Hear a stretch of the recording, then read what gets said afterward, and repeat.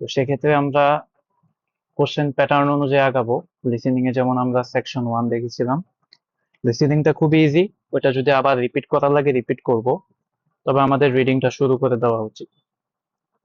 আচ্ছা, reading a হচ্ছে আমাদের টোটাল 3টা প্যাসেজ থাকে, 3টা প্যাসেজ থেকে টোটাল 40টা কোশ্চেন আসে, টাইম থাকে 1 ঘন্টা। এবং এই 3টা প্যাসেজের মধ্যে আমাদের লাস্ট প্যাসেজে হচ্ছে 14টা কোশ্চেন থাকে, এবং কম্পারেটিভলি লাস্ট প্যাসেজ মানে প্যাসেজ 3 হচ্ছে মোটামুটি ডিফিকাল্ট। প্রথম দুইটা থেকে লাস্টেরটা একটু বেশি ডিফিকাল্ট।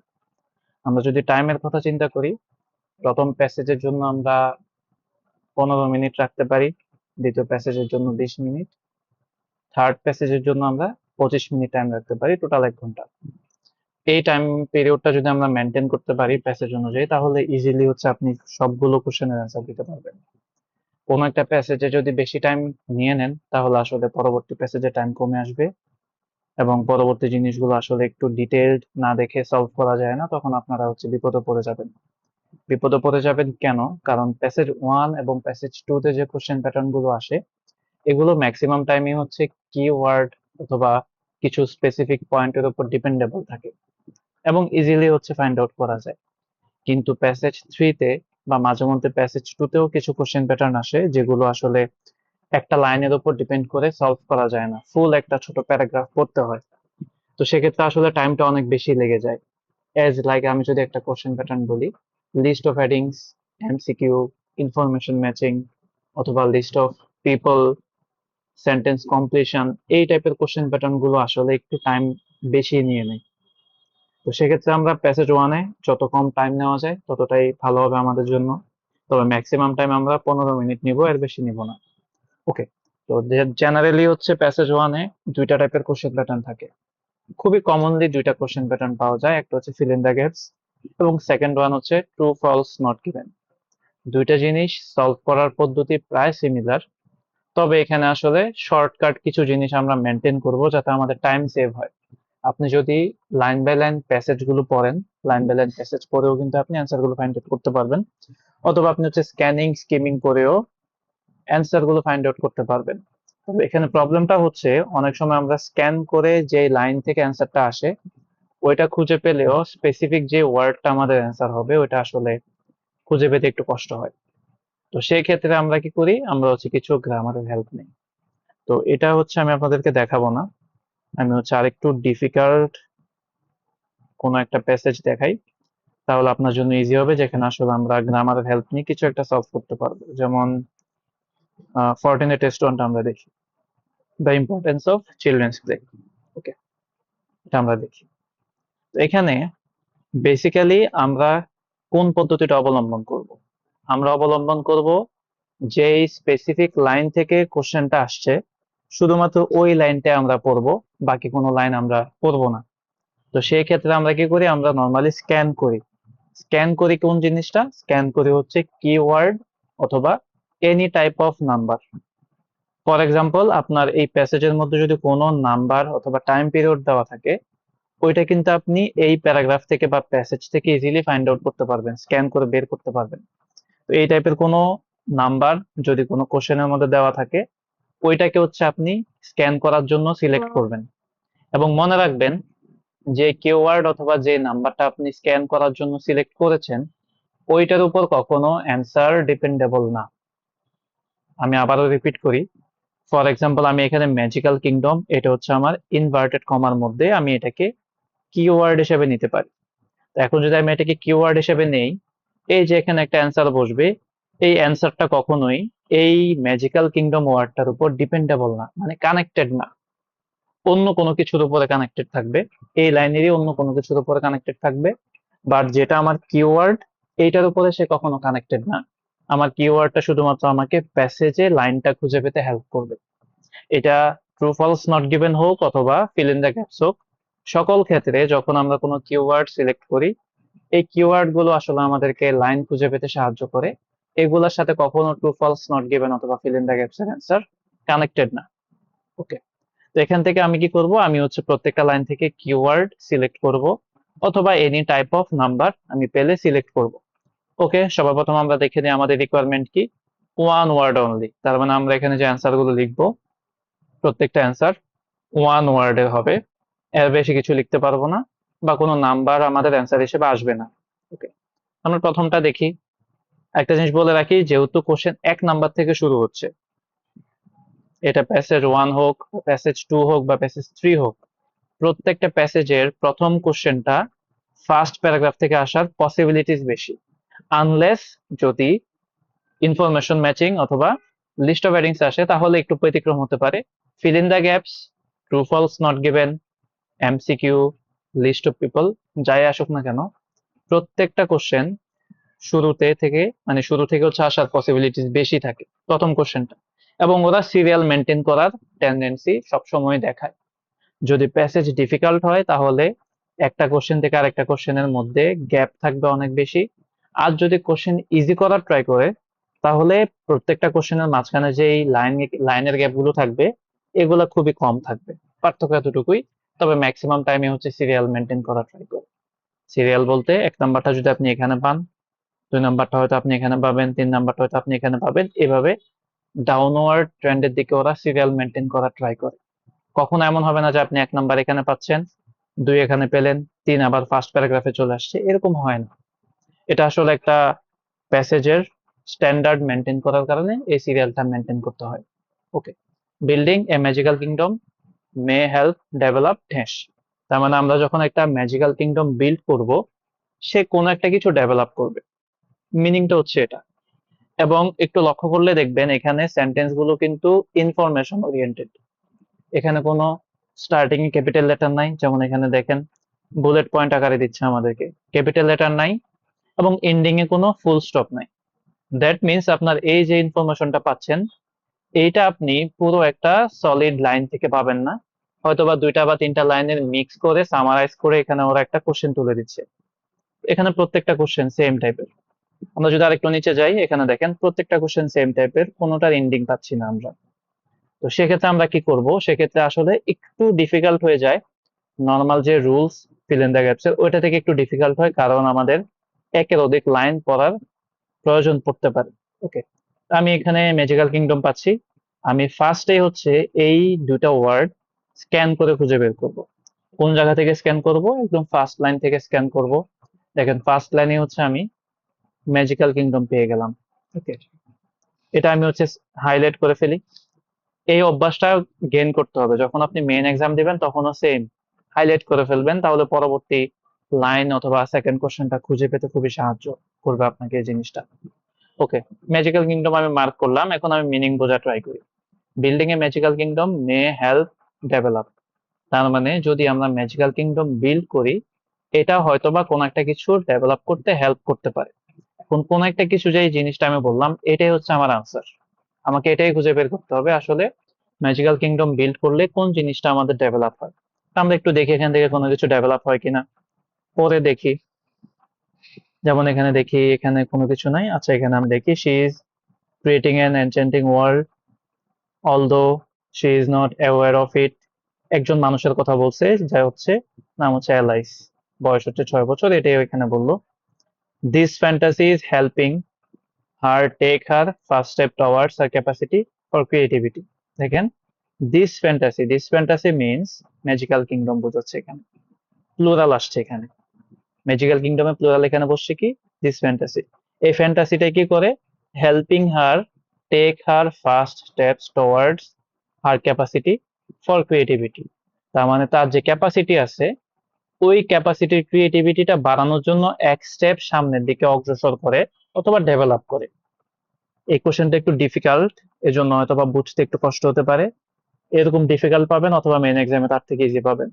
তার মানে এখানে কি করে, তার ক্যাপাসিটির তার ক্রিয়েটিভিটির ক্যাপাসিটিটাকে এক স্টেপ বাড়িয়ে দিচ্ছে। তার মানে আমরা যদি এখানে দেখি, building a magical kingdom may help develop creativity, creativity develop করে। আমি এখান থেকে জাস্ট এটা কপি করব এবং এখানে পেস্ট করে দিব। টাইপ করা লাগবে না, টাইপ করতে গেলে অনেক সময় ভুল হবে। মেইন এক্সামে হচ্ছে আপনারা কপি পেস্ট করতে পারবেন। ওকে, এরপরে দেখি আমরা second question, board games involve hash and turn taking. Okay, এখানে দেখেন একটা নতুন ফরমেশন পাচ্ছি আমরা, এন্ড টার্ন টেকিং। এটা আমি কেন মার্ক করলাম, যখন কোনো কোশ্চেনের মধ্যে এন্ড, অর অথবা এ থাকে, আর্টিকেল, এগুলো যদি কোনো কিছু থাকে তাহলে ওইটা প্যাসেজের মধ্যে রিপিট হওয়ার পসিবিলিটিস অনেক বেশি। মানে আপনার এখানে যে ফরমেশনটা পাচ্ছেন, একটা অ্যান্সার বসবে এখানে, অ্যান্সারের সাথে এন্ড দিয়ে টার্ন টেকিংটা কানেক্টেড, প্যাসেজের মধ্যেও এই জিনিসটা থাকার পসিবিলিটিস বেশি। তবে দুইটা ফরমেশনে থাকবে, একটা ফরমেশন হচ্ছে ডিরেক্টলি এরকম একটা ওয়ার্ড থাকবে, এন্ড থাকবে, টার্ন টেকিং হবে, অথবা এই ওয়ার্ডের পরে কমা দিয়ে টার্ন টেকিং বলতে পারে। কমা দিলে হচ্ছে আমরা এন্ড হিসাবে এটাকে কাউন্ট করব। ওকে, তো এখান থেকে হচ্ছে আমি কিওয়ার্ড কোনটা নিব? কিওয়ার্ড আমি এখান থেকে বোর্ড গেম নিতে পারি, যেহেতু এটা একটা গেমের নাম, নেওয়া যেতে পারে। অথবা টার্ন টেকিংটাও নিতে পারি, কারণ এন্ড এর পরে যে অংশটা বসছে এটাও আমি হচ্ছে প্যাসেজে খুঁজে পাবো। আমি সবার প্রথমে কি করব, বোর্ড গেমস, এটা আমি আগে স্ক্যান করে নিব। ওকে, আমি হচ্ছে এটা হাইলাইট করে ফেলি। হাইলাইট করে হচ্ছে আমি যেখানে প্রথম অ্যান্সারটা পেয়েছি ক্রিয়েটিভিটি, এটার পর থেকে হচ্ছে আমি খোঁজা শুরু করবো আর কি। এখানে তো আর কোনো সেন্টেন্স নাই, আমি এখান থেকে শুরু করি। আমি জাস্ট স্ক্যান করে বোর্ড গেম খুঁজবো, কোনো লাইন কোনো ওয়ার্ড কোনো কিছু পড়বো না, আমার মাথায় শুধু বোর্ড গেম আছে, এটাই হচ্ছে আমি স্ক্যান করে খুঁজে বের করবো। এটা পেলাম, পাওয়ার পরে এখন আমি একটু পরে দেখি, যেহেতু এটা সেন্টেন্সের লাস্টের দিকে, আমি এখান থেকে শুরু করি। Letter on, when they tire of this and settle down with a board game, she is learning about the need to follow rules and take turns with a partner। দেখেন, টার্ন টেকিং, এটাকে take turns বললো। এখানে and হচ্ছে আমরা directly পেয়ে যাচ্ছি, এবং আমাদের অ্যান্সার হচ্ছে রুলস। রুলস হচ্ছে আমাদের অ্যান্সার। এখন যদি আপনি কনফিউজড থাকেন যে আসলে আমি রুলস নিব কিনা, তাহলে আপনি এন্ড এর পরে যে ওয়ার্ডটা পাচ্ছেন ওইটা হচ্ছে আপনি কোশ্চেনের সাথে ম্যাচ করতে পারেন। দেখেন, take turns, turn taking, same জিনিস। এখানে হচ্ছে রুলস বলবে। এখন ইনভলভ ওয়ার্ডটা আপনি পাচ্ছেন এখানে, দেখেন ফলো, ফলো রুলস অথবা ইনভলভ রুলস, প্রায় সিমিলার টাইপের ওয়ার্ড অথবা মিনিং প্রকাশ করে। আমি এখানে রুলস বসাবো। বসানোর পরে হচ্ছে আমি লাইনের অর্থটা একটু ক্রস চেক করে দেখবো যে আসলে মিনিংফুল কিনা। অনেক সময় অ্যান্সার বসানোর পরে লাইনগুলো মিনিংফুল হয় না। Okay. এখন আমরা আরেকটা টাইটেল পাচ্ছি, recent changes affecting children's day. এটা দিয়ে কি বোঝানো হচ্ছে? এটা দিয়ে বোঝানো হচ্ছে এমন যে 2 নাম্বার কোশ্চেনটা আপনি যেখানে পাচ্ছেন, 3 নাম্বার কোশ্চেনটা আর একটু দূরে থাকতে পারে। কেন দূরে থাকতে পারে? এখানে দেখেন, ইউজেস অফ চিলড্রেন্স প্লে, 2টা কোশ্চেন আমরা পাচ্ছি। তো এই 2টা প্যারাগ্রাফের মধ্যে চিলড্রেন্স প্লে নিয়ে কথা বলছে। এখন যেই প্যারাগ্রাফের মধ্যে চিলড্রেন্স প্লে এর এফেক্ট অথবা চেঞ্জ নিয়ে কথা বলবে, ওই প্যারাগ্রাফ থেকে 3 থেকে 6 পর্যন্ত সবগুলা কোশ্চেন আসবে।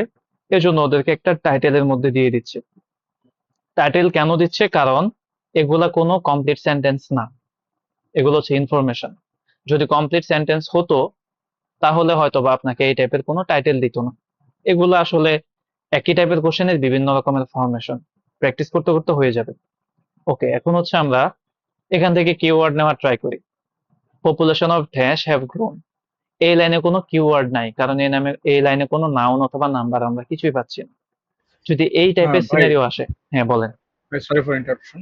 আমি বলতেছিলাম যে আপনি যে এই পরের যে প্যাসেজটা, রিসেন্ট চেঞ্জেস এফেক্টিং চিলড্রেন্স হুম প্লে, হুম হুম, তো এই জিনিসটা বললেন যে পরের প্যাসেজ এটা পাবো না, মানে আহ, পসিবিলিটিস কম, আচ্ছা থাকতেও আচ্ছা, পারে। হুম, মানে এটা কিভাবে বুঝলেন যে এটা আসলে এই পরের যে প্যারাগ্রাফ এটাতে পাবো না? পরের প্যারাগ্রাফে পাবো না, কারণ পরের প্যারাগ্রাফে যদি আমার এই এফেক্ট অথবা চিলড্রেন্স প্লে চেঞ্জ নিয়ে কথা বলতো, তাহলে আমার এই যে উপরে 2টা কোশ্চেন ছিল, এই 2টা কোশ্চেন হচ্ছে একসাথে ইনভলভ হয়ে যেত, মাঝখান দিয়ে এগুলাকে আলাদা করতো না, হ্যাঁ হ্যাঁ, আলাদা বুঝতে কোনো পারছি। কিছু আসতো না। যখন আমরা একটা প্যাসেজ যখন লিখি, ফর এক্সাম্পল আপনি যখন কোনো একটা রচনা লিখবেন, এই প্যাসেজ গুলো কিন্তু রচনার মতো। এখন আপনি রচনার শুরুতে যে আইডিয়াটা জেনারেট করবেন বা যে টপিক নিয়ে লিখতে চাচ্ছেন, ওইটা শেষ না হওয়া পর্যন্ত কিন্তু আপনি মাঝখান দিয়ে নতুন কোনো টপিক ঢুকাইতে পারবেন না। এটা যদি আমি সহজভাবে বলি, যখন আমরা কোনো থিসিস পেপার লিখি, থিসিস পেপারে কিন্তু আমরা ইন্ট্রোডাকশনের মধ্যে ওভারভিউ দিতে পারি না। সেম জিনিস, ইন্ট্রোডাকশন একটা চ্যাপ্টার, ওভারভিউ আর একটা চ্যাপ্টার। এখানেও সেম, এখানে হচ্ছে ইউজেস আর একটা হচ্ছে এফেক্ট, 2টা আলাদা চ্যাপ্টার। এখন ইউজেস এর মধ্যে কিন্তু এফেক্ট আসবে না, একটা ডিস্টেন্স থাকবে, এজন্য ওরা এখানে আলাদা করে দিচ্ছে। স্ট্যান্ডার্ড কোশ্চেন প্যাটার্ন গুলো এমনই হয়। ওকে, যদি এখানে থাকেও, তাইলে এখান থেকে হচ্ছে এফেক্ট নিয়ে বলা শুরু করবে, কিন্তু এই প্যারাগ্রাফে থাকার পসিবিলিটিস একদমই জিরো। এই প্যারাগ্রাফে থাকবে না, কারণ এখানে ইউজেস অফ চিলড্রেন্স প্লে নিয়ে কথা বলছে, এখানে থাকবেই না। ওকে, তো আমরা একটু নিচে আসি, আমরা একটু চেক করব।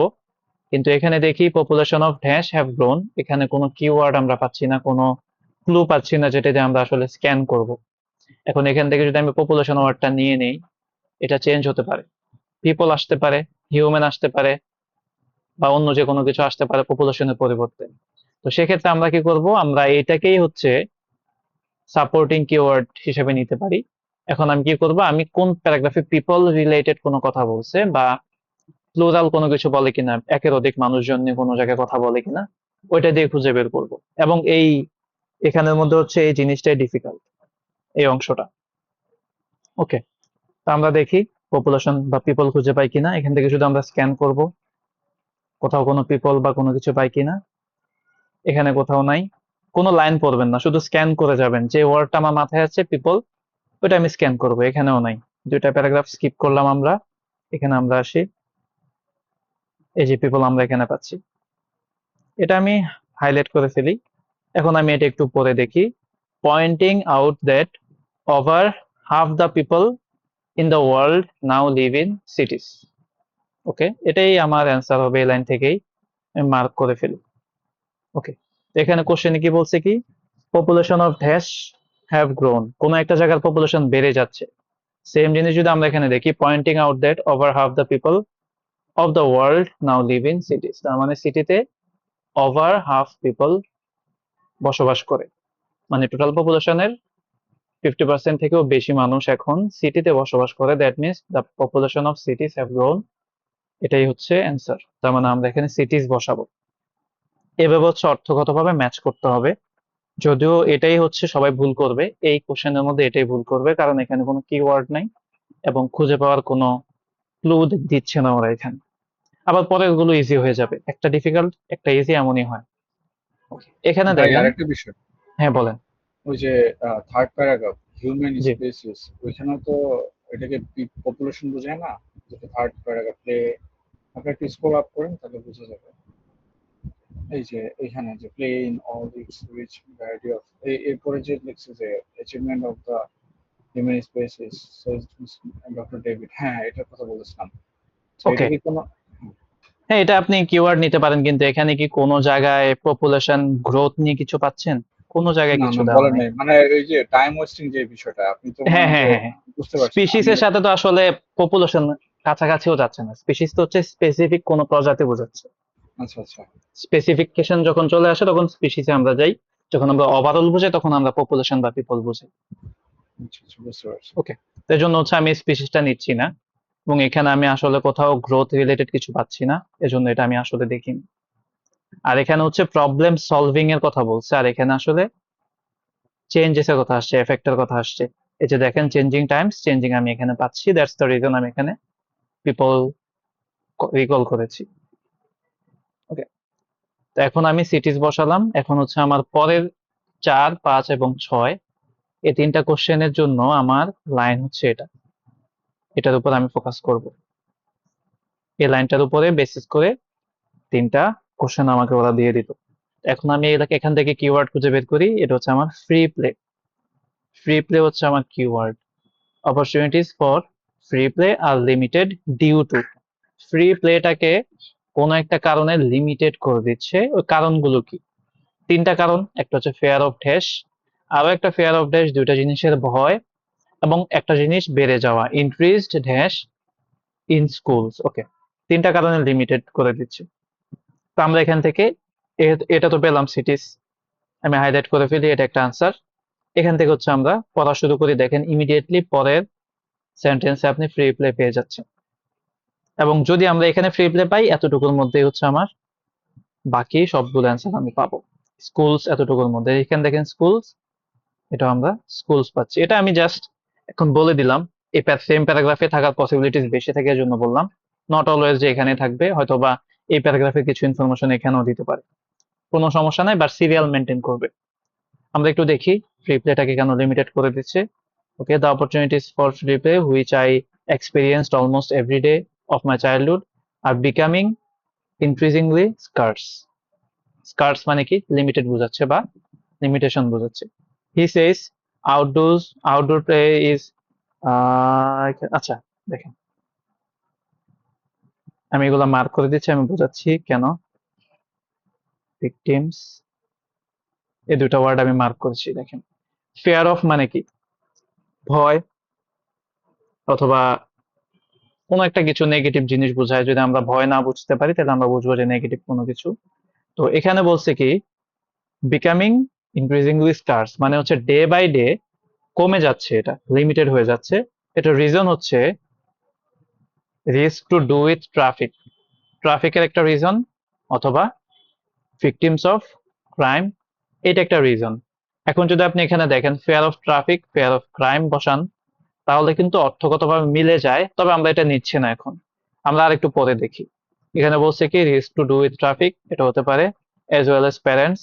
এখানে বলছে কি increased wish to protect their children from being the victims of crime, অথবা ক্রাইমের জন্য হতে পারে। অথবা যদি আমরা দেখি and by the emphasis on earlier is better which is leading to greater competition in academic learning and schools. দেখেন আমি আরো একটা অ্যান্সার পেয়ে যাচ্ছি, এটা হচ্ছে আমার কম্পিটিশন। কিভাবে আমি এটা নিলাম, এখানে দেখেন increased competition in schools, এখানে কি বলছে greater competition in academic learning and schools, academic learning হয়তো দেয় নাই ওরা, কম্পিটিশনটা আমি নিতে পারি। তো এই ছাড়া কিন্তু আর কোনো ওয়ার্ড নেওয়ার মতো এখানে নাই। যখন কনফিউজ হয়ে যাবেন তখন একটা অ্যান্সার সিলেক্ট করে ওইটা ফাইনালাইজ না করে আগে হচ্ছে বাকিগুলো পরে দেখবেন যে আসলে মেলে কিনা। ওকে, আমি এখানে ট্রাফিক দেই, পরেরটাতে হচ্ছে আমি ক্রাইম দেই। তো যেহেতু দুইটা কোশ্চেনের স্ট্রাকচার সেম, আপনি প্রথমটাতে যদি ক্রাইম দেন কোনো সমস্যা নাই, পরেরটাতে যদি ট্রাফিক দেন কোনো সমস্যা নেই, অ্যান্সার দুইটাই রাইট হবে। আর এটা হচ্ছে আমাদের কম্পিটিশন। ভাই আপনি যে এখানে কপি করতেছেন, কন্ট্রোল সি দিয়ে কপি করতেছেন না? হ্যাঁ, কন্ট্রোল সি দিয়ে কপি করতেছি। আপনি যদি ওখানে কন্ট্রোল সি দিয়ে কপি করতে না পারেন তাহলে মাউসের রাইট বাটন দিয়ে কপি করতে পারবেন, সমস্যা নেই। আচ্ছা আচ্ছা। আরেকটা বিষয়, যখন ভাই এক্সামে যখন একবারে এন্ট্রি নিব, এই মানে কম্পিউটার বেসড যে এক্সাম, তো এখান থেকে তো আর ব্যাক করা যাবে না, বা কোনো সময় এটা কেটে দেওয়া যাবে না, তাই না? না, ওইটাতে আপনার কোনো কন্ট্রোলই থাকবে না, আপনার শুধু এই উইন্ডোতে কন্ট্রোল থাকবে। আচ্ছা আচ্ছা, বুঝতে পারছি, ঠিক আছে। বা এনি কেস যদি হচ্ছে আপনার পিসি শাটডাউন হয়ে যায়, আপনি আবার যখন পিসি রিস্টার্ট করবে তখন এখান থেকেই চালু হবে। অনেক সময় পিসিতে প্রবলেম হয়। ওকে, মানে আপনার এখানে এই যে দেখেন 19 মিনিট 53 সেকেন্ড না, এটা হচ্ছে ওরা কাউন্ট করবে, ওরা ওদের ঘড়ির টাইম কাউন্ট করবে না। এখানে যখন আপনার 1 ঘন্টা হয়ে যাবে তখন আপনার এক্সাম অটোমেটিক শেষ, অটোমেটেড সাবমিট। ওকে, এরপর আমরা আসি international policies on children's play. তার মানে এটা আর একটা জায়গা থেকে আসবে, এখান থেকে আসবে না, পরের প্যারাগ্রাফ বা তার পরে থেকে আসতে পারে। আমরা একটু দেখি।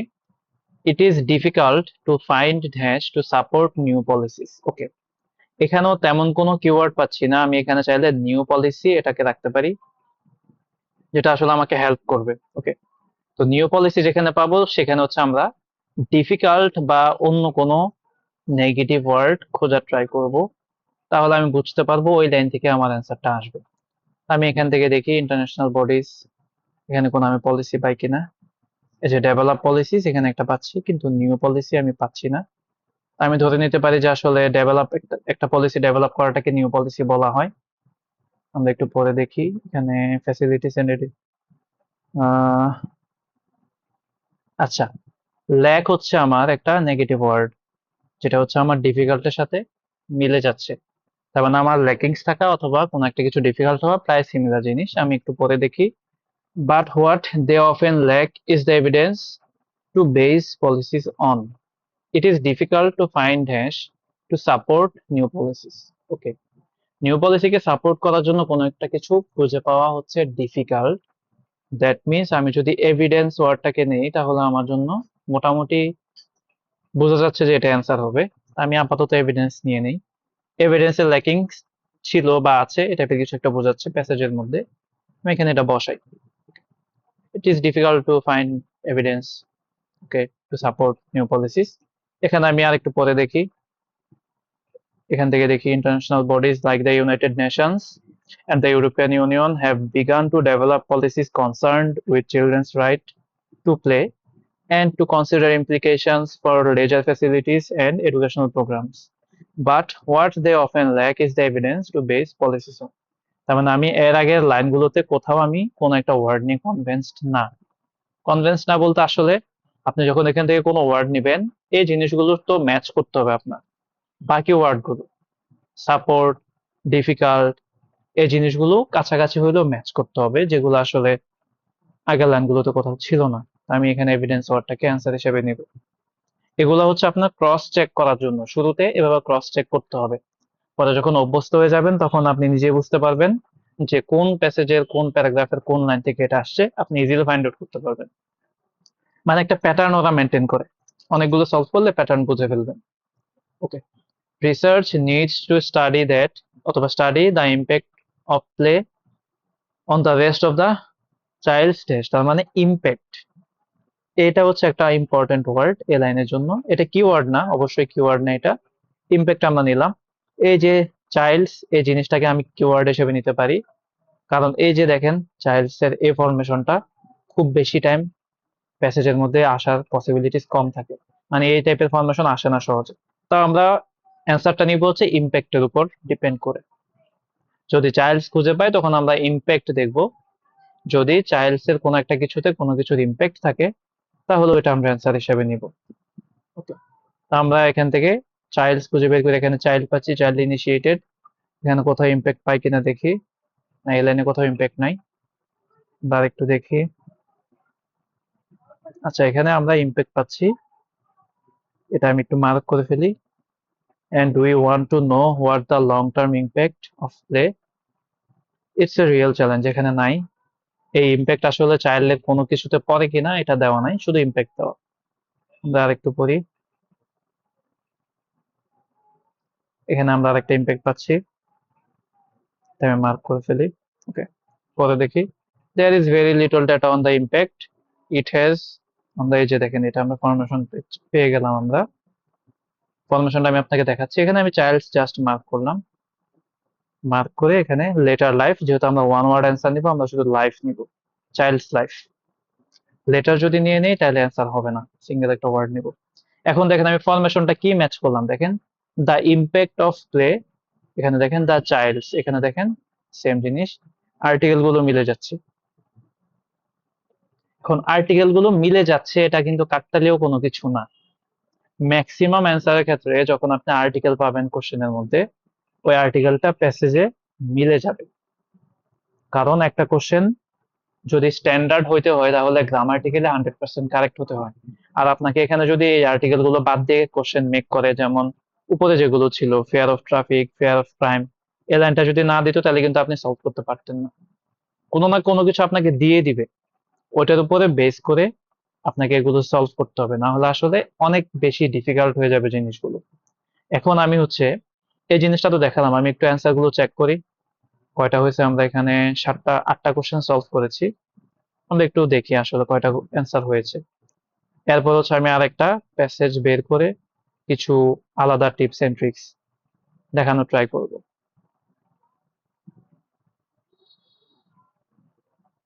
দেখেন এই হচ্ছে আমাদের অ্যান্সার 8 নাম্বার পর্যন্ত আমাদের লাইফ এগুলো আমাদের হয়েছে এবং এই 8টা অ্যান্সার যদি ভালোভাবে করতে পারেন আপনাদের ব্যান্ড স্কোর আসবে 3.5 অনেক বেশি ব্যান্ড স্কোর প্রথম কোশ্চেন গুলোর জন্য ব্যান্ড স্কোর বেশি যেমন আপনি যদি প্রথম 13টার মধ্যে 13টাই করতে পারেন তাহলে আপনার 4.5 আসবে এখানে এটা খুবই হেল্পফুল ব্যান্ড স্কোরের জন্য Okay, তো এখন আমরা আরেকটা টেস্ট দেখি আরেকটা টেস্ট বলতে ব্যাকে যাই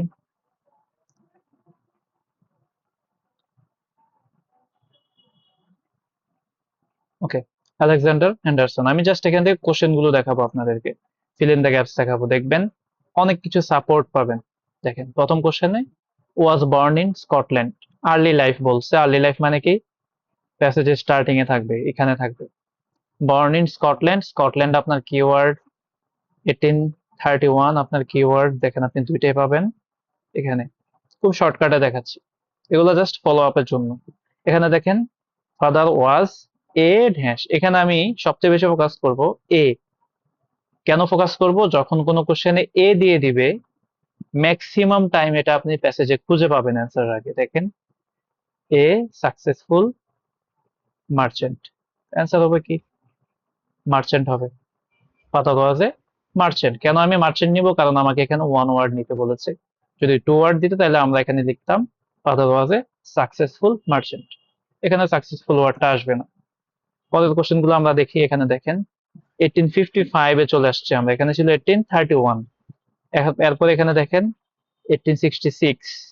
টাইম পিরিয়ড গুলো খেয়াল করবেন। 1866, এখন আপনি যদি এখান থেকে পড়া শুরু করেন, আপনি খুঁজে পাবেন না। কেন পাবেন না? কারণ আপনাকে 1866 এর পরে যে 10 নম্বর কোশ্চেনটা খুঁজে বের করতে হবে। আমরা একটু দেখি। এখানে 1849 স্ক্যান করব শুধুমাত্র। এখানে 1860, এখানে 65, এখানে 66। তার মানে আমি এই অংশটার পরে থেকে 10 নম্বর কোশ্চেনটা খোঁজা শুরু করব। যদি আমি এই জিনিসটা না বুঝি তাহলে কিন্তু আমার এই অংশটা পুরোটা স্ক্যান করে আসতে হলেও আমার 1 মিনিট সময় নষ্ট হবে। এখন আমি কিসের উপরে ডিপেন্ড করে খুঁজবো? এই যে দেখেন, time and the dash was heavy. দেখেন আমি এটা অ্যান্সারটা দেখাচ্ছি। টাইম পাচ্ছি আমরা, টাইমের সাথে কোনো একটা কিছু দা দিয়ে আর্টিকেল দিয়ে কানেক্টেড, এবং ওইটা নাম এখানে বসবে যেটা অনেক হেভি ওয়েট, মানে এটার ওয়েট অনেক বেশি। আমি এখান থেকে টাইমটা স্ক্যান করে খুঁজে বের করি, শুধু টাইম খুঁজবো।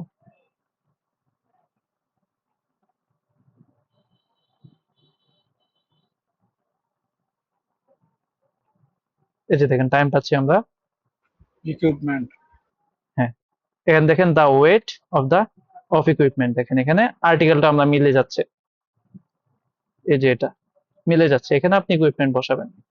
এরপর এখানে দেখেন the photographs Anderson were sold were dash or souvenirs. অর বলছিলাম, সেম টু সেম পাবেন। এটা আমরা একটু খুঁজে বের করে আর পাই কিনা।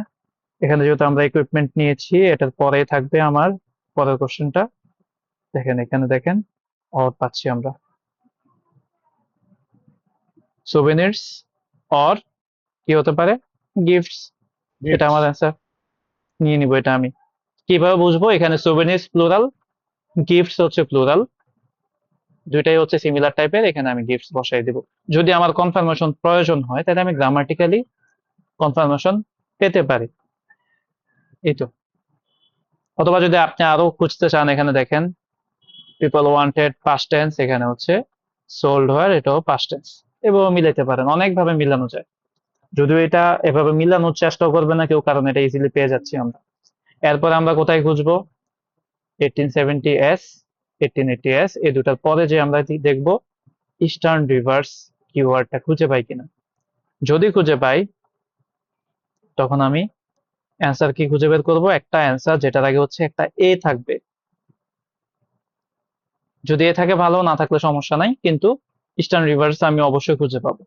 ইস্টার্ন রিভার্সে সে কিসের মাধ্যমে ট্রাভেল করে? এখন এ থাকতে পারে, ইন এ ড্যাশ, অথবা বাই এ ড্যাশ, অথবা শুধু বাই থাকতে পারে। কোন একটা কিছুর মাধ্যমে সে ট্রাভেল করে। আমি এখানে 1870 এবং 1880s আমি কোথায় পাবো? এখানে 1890 দিচ্ছে, এটা 70 হবে, টাইপিং মিস্টেক। 1870 এবং 1880s, এবং হচ্ছে এখানে আমি কুইবে কন্ট্রারিও দুইটাই পাচ্ছি। তো আমরা ইস্টার্ন রিভার্স খুঁজে বের করি। এই যেখানে আমরা ইস্টার্ন রিভার্স পাচ্ছি, সেন্টেন্সের লাস্টে আসছে। আমরা দেখি এখন ইস্টার্ন রিভার্স সে কিসের মাধ্যমে ট্রাভেল করে।